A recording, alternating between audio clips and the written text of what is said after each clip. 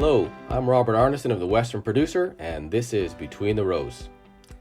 Last week, General Motors made a bold decision. Since 1908, it has been making cars that are powered by diesel or gasoline. But in 2035, GM will stop selling vehicles with internal combustion engines. So, what does that mean for John Deere, Versatile, and other companies that make tractors? Will they soon follow GM's lead? On today's show, we'll look at electric tractors and if they make sense on Canadian farms. We'll also talk about responsible grain, a code of practice for grain production in Canada. Finally, we'll speculate about canola acres in 2021. But first, a word from our sponsor, Decisive Farming. Your soil has a unique story. At Decisive Farming by TELUS Agriculture, we get that. Start using precise nutrient information to get optimal crop performance. Try our variable rate program risk-free today. Visit decisivefarming.com. Conditions apply. First up, the average car in Canada is driven about 40 kilometers per day. That means an electric vehicle could get most Canadians to work, to the grocery store, or to hockey practice. But what about tractors? In 15 to 20 years, will electric tractors become a common sight on Canadian farms? Ron Lysing, technology analyst with the Western Producer, has been writing about electric tractors for a number of years. He joins us from his home, north of Winnipeg. Hey Ron, how are you doing today? Hey Robert, good. Thanks for coming on the show, I appreciate that. So let's begin with, what's the status of electric tractors in North America? Are the big companies like John Deere moving towards electric tractors, or do they have some on the marketplace? I think everybody is dabbling, and probably dabbling quite seriously, including John Deere and Case and AGCO. John Deere has that all electric tractor that runs off an extension cord. There's a great big heavy power cable that winds up on a reel, and as you drive your tractor up and down the field, the reel either winds up the cable or puts more cable out, and the other end of the cable is attached to a regular Manitoba Hydro, Saskatchewan Hydro power line. It really is just a big tractor on an extension cord. That sounds, sorry to interrupt, that sounds a little dangerous to me, having a long extension cord in the middle of the field when you have a tractor out there. Well, I think the prototypes are all in England. I don't think that has a fit on the Canadian prairies. It would just be, we're covering such vast acreages that's not practical.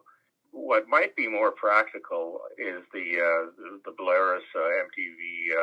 I think it's a 360 horsepower tractor, but it's a hybrid. It's got a diesel engine that runs a generator, and then the generator feeds into the electrical system.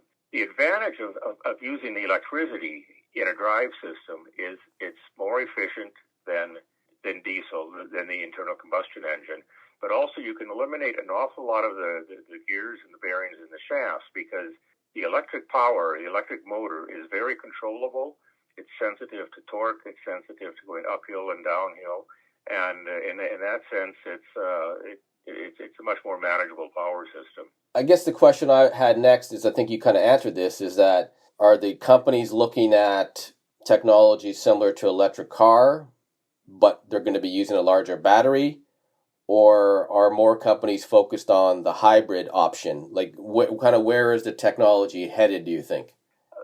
That's anybody's guess. I think the research is aiming towards all electric, but they may take a bus stop at hybrids for a decade or so. Okay. Now, as for the battery, we've come a long way with lithium batteries now, and I don't think that's the end of the line for research and enhancement in the battery packages. If we go back to your first question, there are two manufacturers in North America, Solatrac with Steve Heckerath and Motivo, and they're building mainly tractors for the developing for farmers in the developing world. And I guess there could be others too, because building an electric tractor is actually a fairly simple thing. You buy the electric motor, whether you want AC or DC, and you buy the control system. And from there, it's just a matter of building your chassis and buying your differentials, your axles from Clark or Dana or whoever. So it's not a mysterious magical thing building these electric tractors in the 40 horsepower, 50 horsepower range. Okay, so that's kind of my next question here. So I'm going to play a clip for you from the company you mentioned, Selectrac, and that's a U.S. firm. I think they're based in California.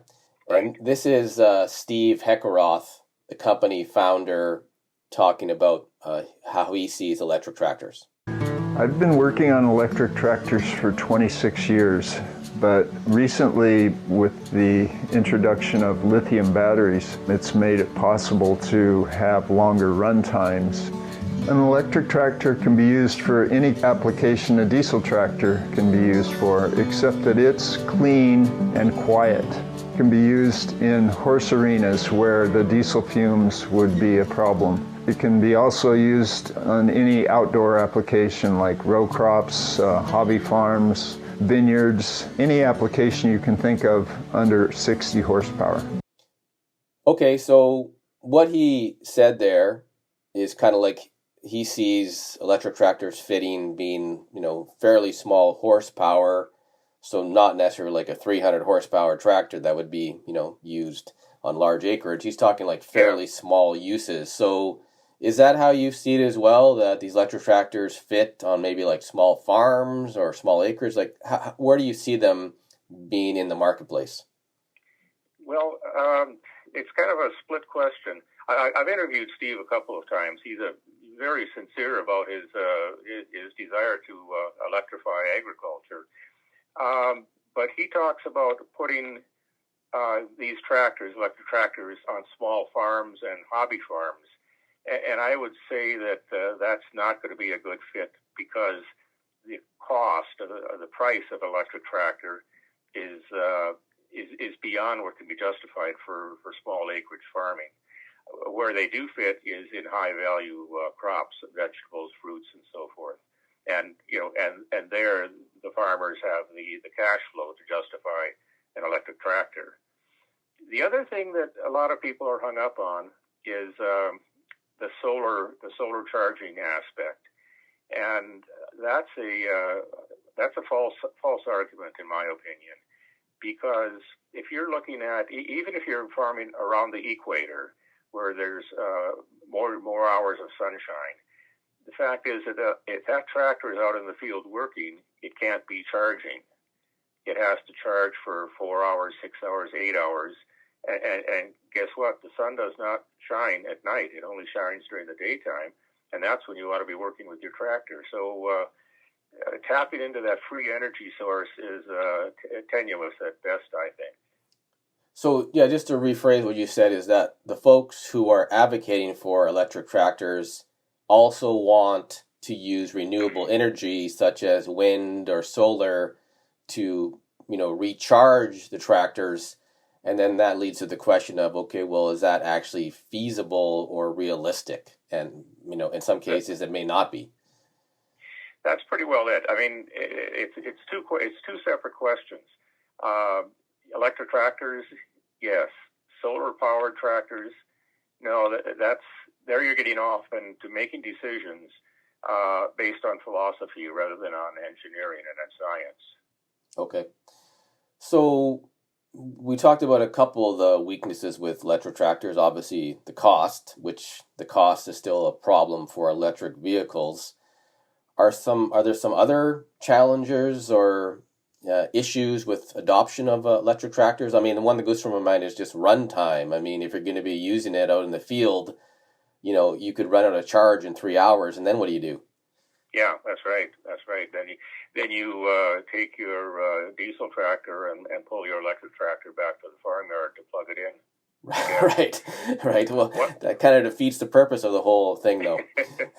One of the things I came across in preparing for this little interview was I found a couple of sites on the web where engineers were talking about runaway motors.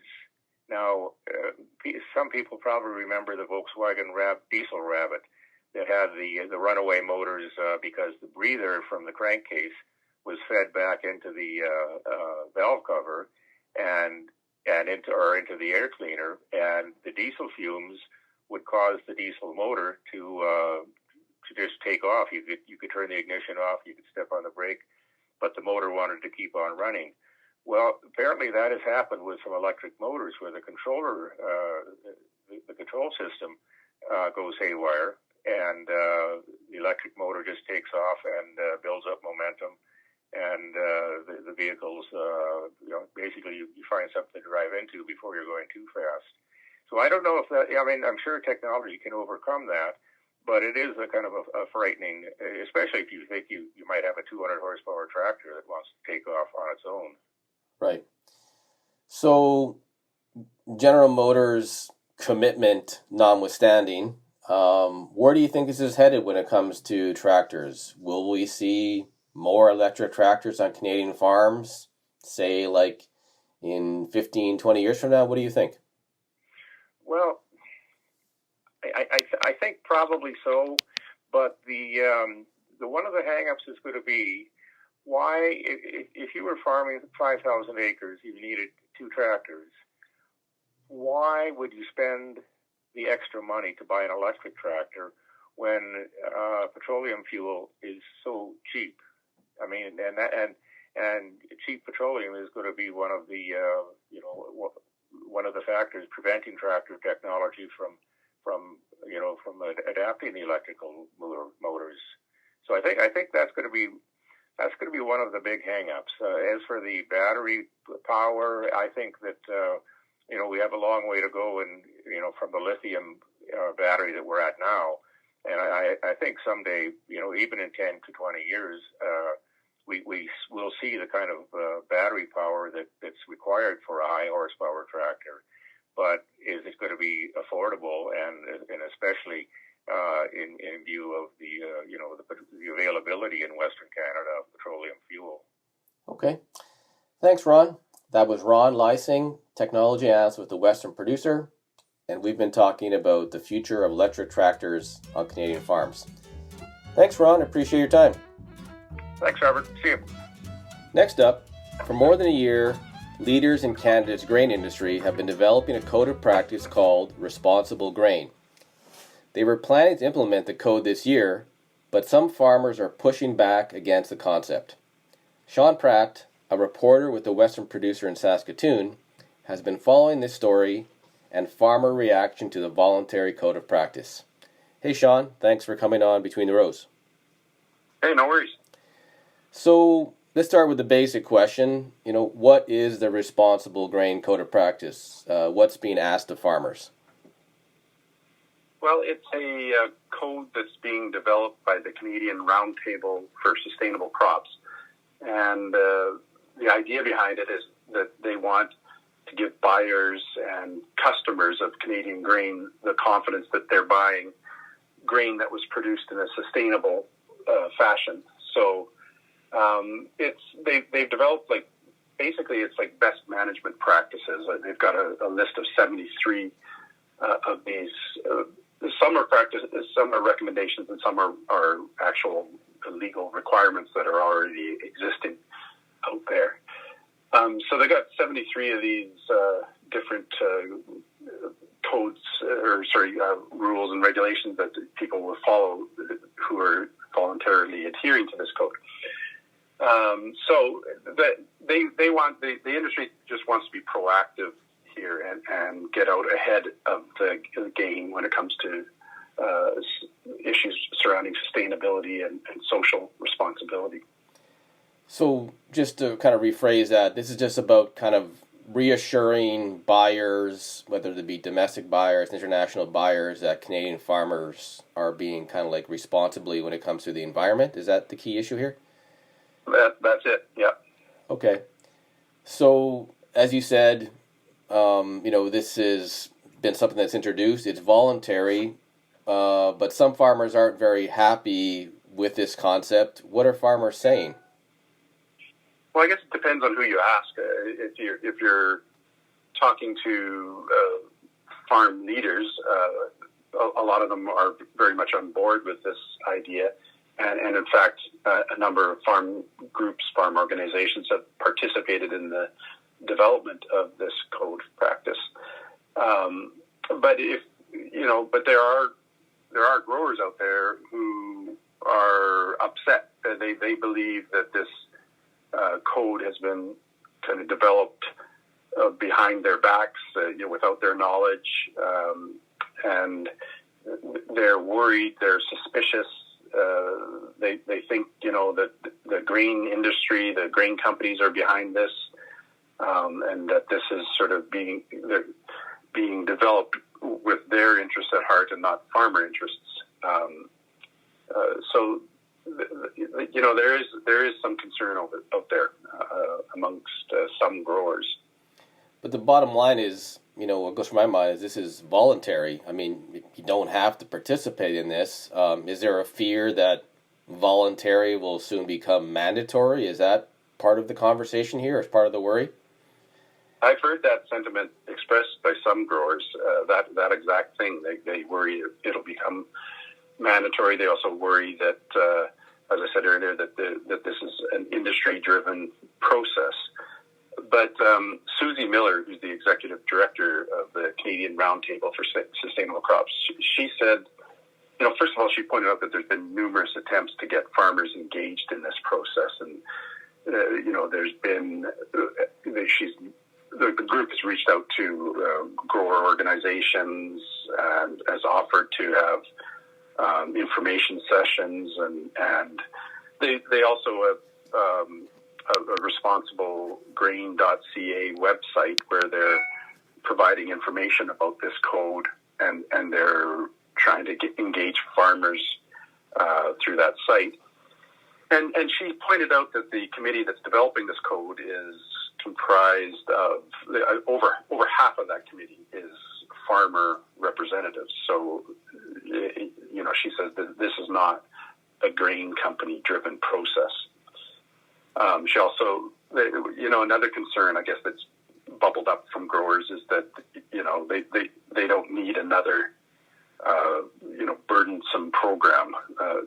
They don't want more paperwork and that type of thing. But she points out that this process is not going to be paper driven, and there's not going to be individual farm audits or anything like that. So in a lot of cases, it's practices that are already being implemented on farms. And so for some growers, adhering to the code is going to be a very trivial exercise. So if you're a farmer, say in Saskatchewan, and you're already following most of the provincial, well, let's just say you're following all of the provincial rules and regulation when it comes to producing grain, you're likely going to be, doing things in the right way to meet the code of practice, right? Yeah, I'm afraid I don't know it in depth, so I can't say that for sure. But that's certainly the gist that I get, is that I've heard them say that this is not going to be overly onerous for producers, and that many are already adhering to the tenets of the code of practice. So, it sounds like they're just encouraging behavior that is already taking place to a large degree on Canadian farms. So both of us have kind of reported on this movement towards sustainable farming over the last 5 to 10 years. And it sounds like at this point now the rubber is finally hitting the road and it's becoming real for some farmers. Maybe that's part of the reason for the pushback here? Yeah, it could be. I think some farmers might feel inundated with demands on how they're supposed to be farming. There's the 4R nutrient program that's developed by Fertilizer Canada, and there's environmental farm plans that are already in place. So I think some of the pushback is, geez, is this another program for us to have to follow? And there has been also some criticism of the proposed code of practice. I spoke to Sylvain Charlebois. He's a senior director of the Agri-Food Analytics Lab at Dalhousie University, and he had some harsh words. He called it a dithering approach, and he said it's a sort of a typical Canadian approach to doing something where we're trying to please everybody. But he wonders if buyers and customers will be satisfied with a program that doesn't really track what's going on a farm level and doesn't have any audits or traceability that way. Susie Miller, she says, well, what we are doing is tracking sustainability in terms of aggregate measures of state sustainability. And they've got 12, reports that they've produced already that range from soil quality and productivity to working conditions on the farm. And they're tracking those kind of metrics on a national basis rather than at the farm level. So she thinks that buyers and consumers will be satisfied with that type of approach. Okay. So last question here. So what's next for responsible grain? Do you think it'll still be kind of rolled out or implemented in 2021, or will it be delayed? Both. Both. Okay. Okay.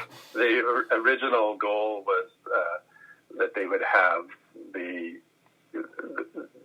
code implemented in May 2021 after the first round of consultations with industry and with farmers.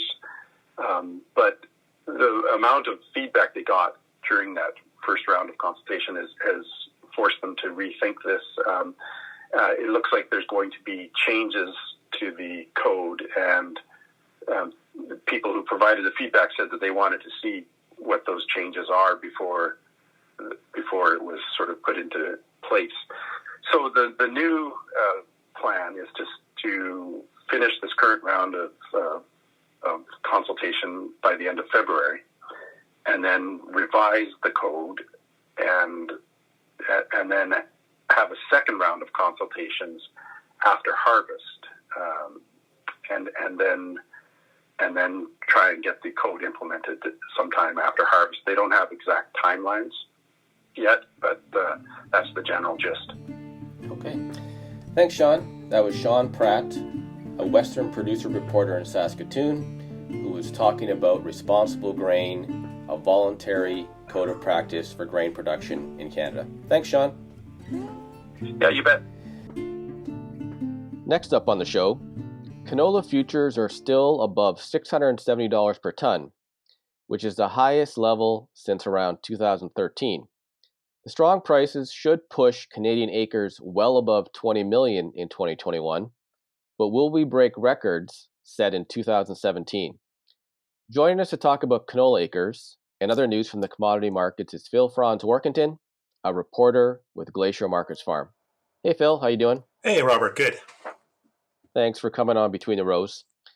So, as you know, we're at these very high canola price period. It's been like that for a while now. There's some talk that we're going to see perhaps 3% higher canola acres in Canada in 2021, or this spring rather. What do you think about those forecasts? What are you expecting? Yeah, it's definitely, like you said, the strong prices there are definitely pointing to an increase in canola area.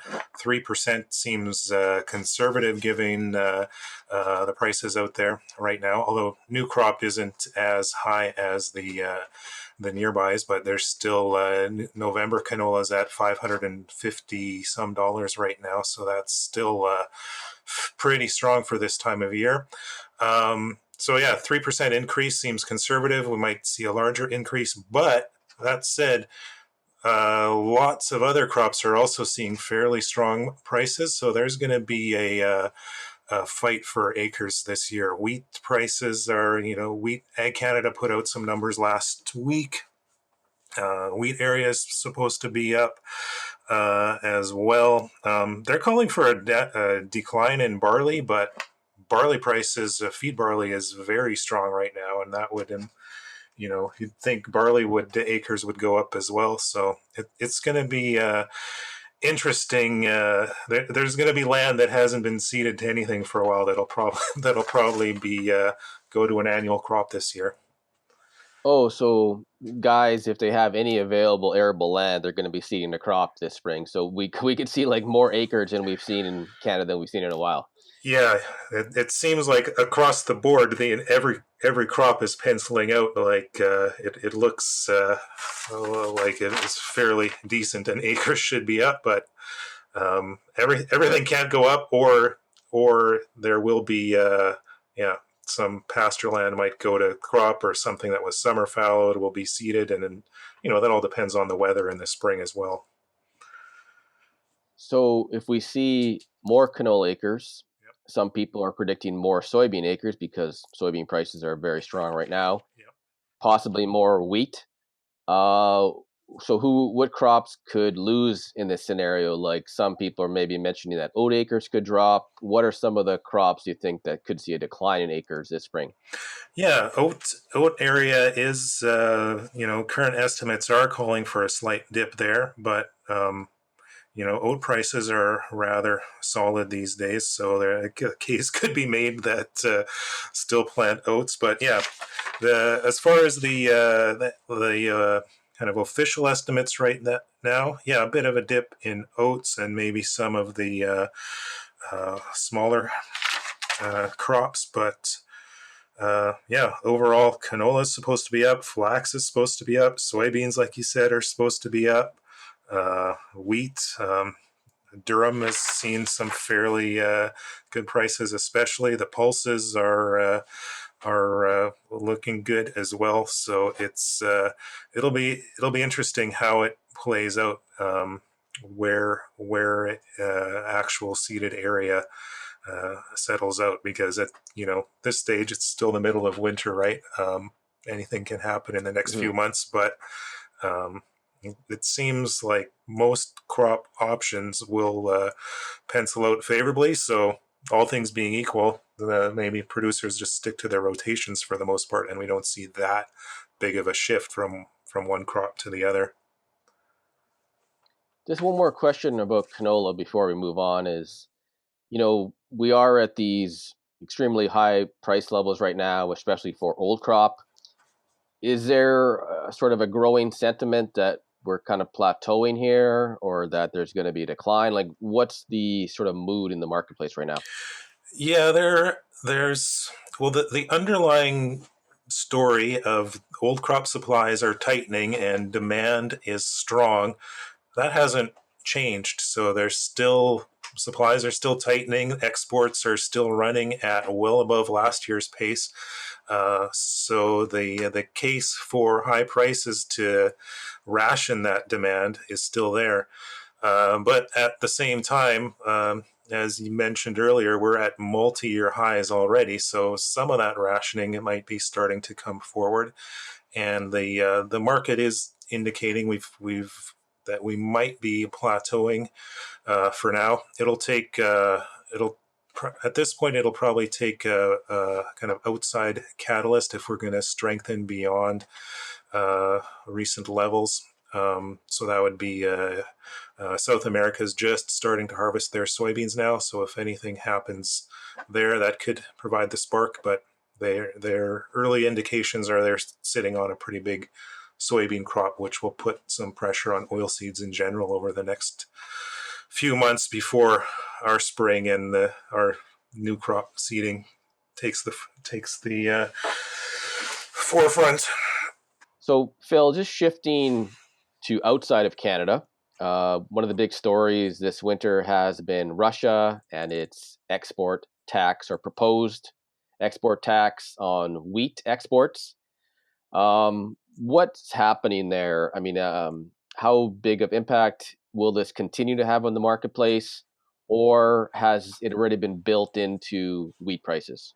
Yeah, for now, it that has been built into prices for the most part, but the story out of Russia seems to change on a day-to-day or at least week-to-week basis with they're going to increase the export taxes, and they're not going to put them on as high as we thought. So the story kind of keeps adjusting. So there could be some more shifts there, but the basic idea is that they're putting in export taxes in the hopes of kind of shoring up their own supplies and not exporting as much.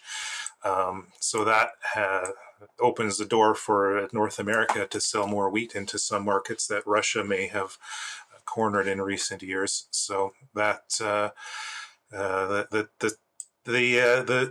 the main story is that the Russia is limiting exports by putting in these export taxes. That has been supportive for world prices, but they've been.